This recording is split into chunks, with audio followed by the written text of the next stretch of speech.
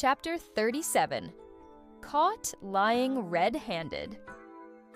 The girl's body leaned back, her long, straight black hair cascading over the man's arm, hanging in the air and emanating a faint jasmine fragrance. Patter! A teardrop fell on the slightly bulging veins of his forearm, splashing into a tiny flower of water. "Why are you crying?" Adrian's tone was slightly heavy. Ava stubbornly pressed her lips together, large tears falling steadily, all landing on Adrian's forearm. The tears flowed down his arm and finally dripped onto the floor. Ava didn't speak. She just kept crying. Adrian's face was stern as he irritably ran his hand through his hair, his tone unkind. "Are you mute?" Ava opened her mouth, low sobs escaping from her lips. "Then what else can I tell sister? Should I tell sister that I care a lot about you two dating? That I care a lot about your engagement? Or should I say the person I like is you? I know you're getting engaged, and in the near future you'll be married. From then on, you'll be my brother-in-law. I shouldn't have improper thoughts about you anymore."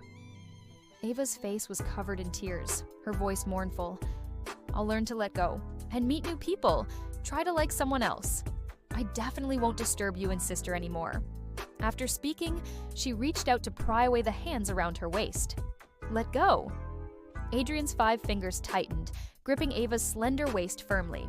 His other hand lifted her chin, forcing her to look at him. "Who are you planning to like?"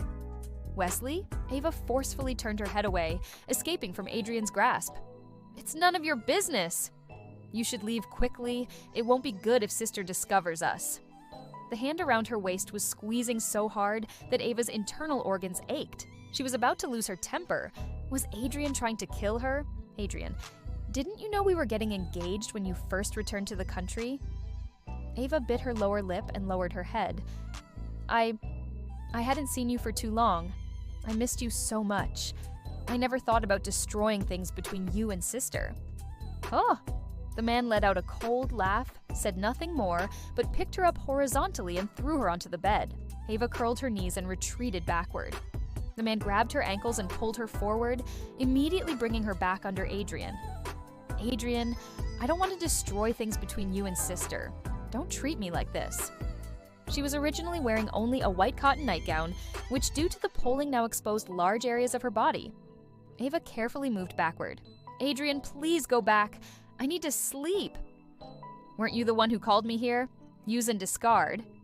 Adrian took off his shoes and got on the bed. "No, I'm just afraid." Adrian coldly interrupted. "Afraid of destroying things between me and your sister? If you were really afraid of destroying things between me and your sister, you wouldn't have crawled under my office desk to seduce me as soon as you returned to the country." Ava couldn't help but complain internally. He was quite hard to fool. Ava mumbled, "I'm sorry," and pulled the blanket over herself. She gripped the blanket, somewhat afraid that Adrian would lose control. But after a long time, Adrian didn't come closer. Instead, he turned off the lights and lay down beside her. Ava thought she wouldn't be able to sleep, but within 10 minutes, drowsiness came. "Mommy, I'm here." The girl's voice was weak as she waved to a young woman not far away in the noisy, chaotic building lobby. Her voice was very small, but the young woman still saw her. She was holding another weak girl of about 10 in her arms. Struggle flashed in the young woman's eyes. "Ava, wait for Mommy. Mommy will save you after taking sister to safety." After speaking, she bit her teeth and ran outside carrying her stepdaughter. "Mommy, Mommy, Ava hurts." The girl watched that figure get farther and farther away, smaller and smaller, until it finally disappeared. She slowly lowered her raised, tender hand. Am I not being good? Otherwise, why didn't Mommy like her at all? She looked up, and a ball of fire came into view, falling straight toward her. Fear flickered in the girl's round pupils. "Ah!" The girl's weak, soft scream echoed in the smoke-filled building. Finally, only blood red remained in her eyes, along with the overwhelming flames. "It hurts. It hurts so much." Moonlight spilled into the bedroom, falling on the girl's pure, fair face. Fine beads of sweat appeared on her smooth forehead. Her brow was furrowed, eyes tightly shut, showing an expression of great pain. "Ava?" Adrian propped himself up and patted Ava's hand. "Mommy." His hand was gripped tightly. Ava turned over and burrowed into his arms, tears soaking his shirt. Her hands clutched his hem tightly, her body trembling continuously. Darkness flashed in Adrian's eyes. He raised his hand to hold her, gently patting her back. "It's okay. I'm here." Ava, buried in his arms, slowly opened her eyes. She wiped all her tears on Adrian's clothes. She hadn't thought about this incident for many years. Today, she actually dreamed about it. This made her think of her initial reason for approaching Adrian, because Grace liked him. Grace was the same age as Adrian, same kindergarten, same elementary school class. Every time Grace mentioned Adrian, she always smiled more happily than usual. At only 4 years old, she could see Grace's feelings. Adrian had been cold by nature since childhood.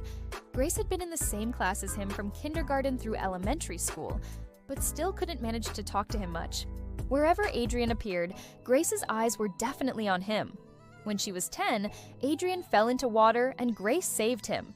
But Grace also choked on water. When Adrian woke up in the hospital, she was the one accompanying him. Adrian asked if she had saved him.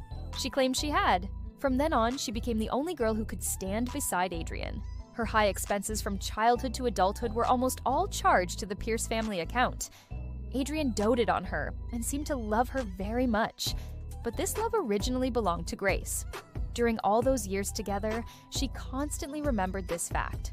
She couldn't guarantee the truth would stay buried forever, so she always treated Adrian like a boss. She had never liked Adrian. Awake? Adrian's magnetic, hoarse voice came from above her head. Ava hummed in acknowledgement, her voice carrying thick nasal congestion. "Why are you crying?" Adrian asked. Ava paused. She naturally wouldn't mention such things to someone as irrelevant as Adrian. She hugged Adrian's waist tightly. "I dreamed you married sister and never paid attention to me again." Suddenly, pain shot through her waist. Ava let out a soft hiss. "Adrian, you're hurting me." Adrian rested his chin on Ava's forehead, pressing his lips together lightly, his voice carrying some casualness. "Am I your mother?" Ava's heart skipped a beat. Then she heard Adrian continue. "You were just calling for mommy not to leave in your dream." Ava.